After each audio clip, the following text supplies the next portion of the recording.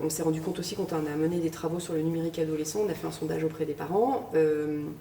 Finalement, ce qui permet aux parents d'accompagner leurs enfants ou pas, c'est leur niveau d'information et de disponibilité. Il faut pouvoir réunir ces deux critères-là pour avoir des enfants qui sont accompagnés sur le numérique. Et ça nous donne un nombre d'enfants qui est infime en réalité, parce que le numérique c'est un sujet technique. Et parce que quand on parle de parentalité numérique, en réalité, on va sur des sujets d'intimité, d'éducation qui sont propres à chaque famille. Et donc, on essaye d'organiser des événements, notamment dans les classes, en fin de journée, des kermesses, des moments un peu plus conviviaux, sympathiques. C'est très difficile de mobiliser les parents, les faire venir. Non, mais il y a un vrai enjeu de disponibilité. Les parents sont débordés pour plein de raisons différentes.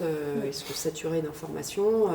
Le numérique vient en plus de tous les autres sujets. C'est vraiment la brique qui arrive par-dessus.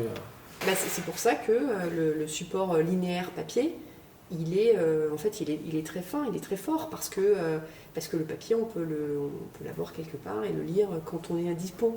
Et ça peut être n'importe quand. Et faire venir des parents après les cours dans un établissement scolaire, clairement, ça ne marche pas.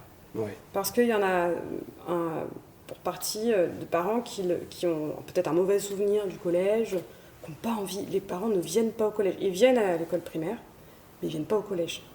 Donc on ne peut pas les trouver là. Donc il faut trouver, c'est toute une réflexion qui mérite encore vraiment beaucoup d'être approfondie, mais où les trouver ? Ou à quel moment, effectivement, en termes de disponibilité, et où aussi les convier. Donc il y a des événements qui existent, qui vont, par exemple, tourner autour du jeu vidéo. Là, on arrive facilement à faire venir parents et enfants. On arrive à faire venir les enfants, et donc les parents les accompagnent. Et là, ça peut être une bonne occasion de leur parler aussi de ces sujets-là. C'est vrai que c'est effectivement une charge en plus. Et puis peut-être aussi que le souci, c'est encore ce cliché du numérique vu comme un sujet technique, justement. Et très souvent, en fait, encore dans notre société aujourd'hui, on se dit moi, tu me parles de numérique, mais j'y connais rien. Tu te censures toi-même. Alors qu'en fait, on a tous et toutes des téléphones dans la main. On est tous et toutes concernés.